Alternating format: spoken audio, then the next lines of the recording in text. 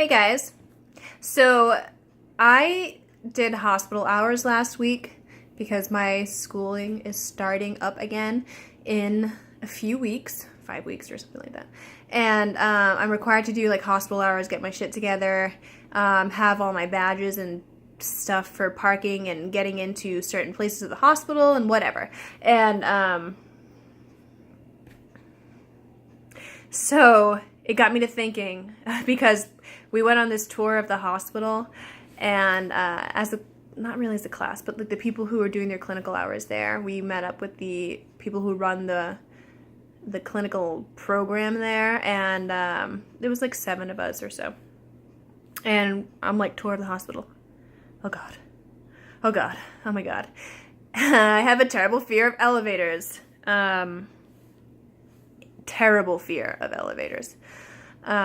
So the entire time I was like half dying inside, thinking, crap, oh God, I'm gonna look like a friggin' turd when, they're like, all right, we're gonna go up to the 4th floor now, and they freaking hit the doors for the elevator, and I go, no. You know what? I'll meet you upstairs. I'm taking the stairs. And I honestly have no problem being afraid of elevators. It doesn't embarrass me to be afraid of them. What embarrasses me is people who think to themselves, well, what the frick is this girl doing working in healthcare where potentially she's going to have to be in elevators? I've thought about it. I know what I'm doing. Everything is fine. However, for the clinical hours, it might be unavoidable, at least in their eyes. Because you have to transport certain things that you can't walk up the stairs with. So it has to go in an elevator. I mean, you can't walk up the stairs with thousands and thousands of pounds of machinery, right? So for certain departments of the hospital, it's required, and I will be doing hours in certain parts of those hospitals. However, I'm not liable. Someone always has to be with me. I'm not licensed or anything yet, so I'm doing training, of course, so everything I do is with someone else. So in my brain, it's like, okay, I don't have to get in the elevator. I can have the person who's actually employed here take the shit up in the elevator. I'll meet you upstairs. Like, this is not on me yet. And certainly I've thought long and hard about this. There are thousands and thousands of positions that would not require me to do this ever. So I don't feel like it's going to be an issue in life when I'm working. However, clinical hours, it's going to come up. Now, elevators, it's a lifelong fear. I have no idea if I said that already. I don't think I did. Lifelong fear. I've been afraid ever since I've been able to make my own thoughts as a kid. It never seemed right to me. I was always very nervous. I would avoid them at all costs. I would like beg and plead with my parents or whoever I was with. I don't want to go in there. I don't want to do this. Sometimes it worked. Usually it didn't. My parents were very much like, get over it, suck it up, deal with it. It's life. However, that didn't really work for me. But anyway, now I'm older and I make my own decisions, so I don't get in them. I just don't. Not for anything. So I've tried working on this fear. I've gone to therapy for it. I've gone in and out of elevators, trying to like break the phobia, and it's really, my issue is getting stuck. If you put me in an elevator for 15 seconds and it goes up and down, like I get to the floor, I don't care really. What I care about is being stuck or trapped or feeling like I'm trapped. So I can't do that. I can't be trapped in an elevator in a small friggin' metal box that's encased in concrete, for crying out loud. Like, who the frick designed that?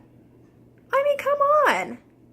I know somebody in the elevator union, and I asked them, I asked the person who knows them. I know, okay, it doesn't matter. I asked the person who knows them if there was a way to ask them if there was a way to get out of a stuck elevator, and they said nope. And a lot of people were like, well, use the latch at the top. Okay, I think sometimes it's not locked. Usually it is, at least it's supposed to be. So that's kind of out. I don't know. Listen, I don't want to be stuck in an elevator. I don't think I will survive it.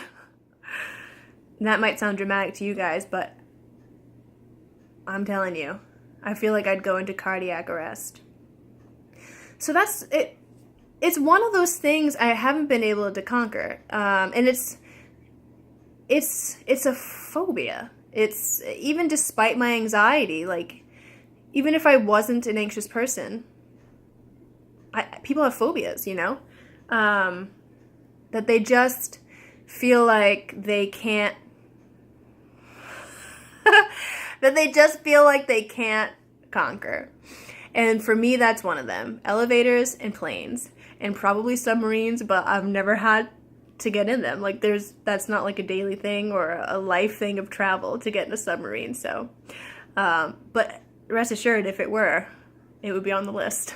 So, yeah, I can't do it. And, it got me to thinking about how there's shame in that. I mean, not for me, but for some people there's shame in having phobias. And for me, there was at one point, you know. I honestly have no shame at this point in my life being like, I'm scared of elevators. I don't. It doesn't bother me to have people know that. But for a lot of people, there is shame in phobias. And I feel like there's this mentality in the world to suck it up and deal with things. And I get it. That's great. It's a good mentality to have. I do it all the time. However, there are exceptions. There are exceptions to everything, I feel like. And for me, elevators are the exception. The sucking it up and dealing with it, the elevators don't fall into that category. And I'm sure that many people in the world have these things that they can't deal with. And so that's what I was thinking about. It sucks in a way. It sucks because ideally, you'd want to be free of fear for almost everything. So that you feel free in everything that you do, you know, so that, for example, the elevators, for me, I wouldn't have to think about this. I wouldn't think about it. I wouldn't worry about it. It wouldn't be something that weighs on me.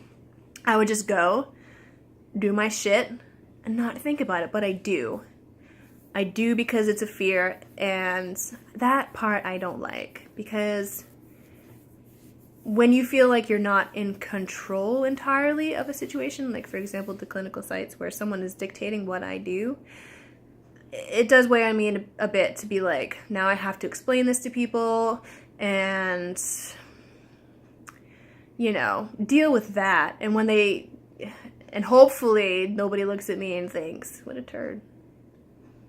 Like, why are you here? Why are you working in a hospital? I mean, not working clinical hours, but you know what I mean. Healthcare is a field where you might encounter things like that. So, yeah, I don't know. You're just thinking about it, guys. You know, elevators, man. I mean, come on. I can't believe anybody will get in one of those, honestly, if I'm being real with y'all. I cannot believe it. But they do. I see them all the time. And I take the stairs all the time. Every time. For everything. We went to New York. My family and I went to New York. We went to Times Square. And my dad's like, you know, we all got different rooms, of course. And my dad's like, one of the, like, tall-ass buildings, obviously, in Times Square, one of the tall-ass hotels. He's like, let's get a room on the 50th or 60th floor. I'm like, yeah, have fun, bye, see you later. He's like, well, I already booked yours. Well, what the frick? This is my dad, guys. Someone who's known me my entire life and knows how much of a baby I am with this stuff. So I had to have them move my floor down. The lowest I could get was like the 22nd or the 23rd floor, but you bet your ass I was up and down those stairs every time I needed to come in and out of the freaking building. And it doesn't bother me.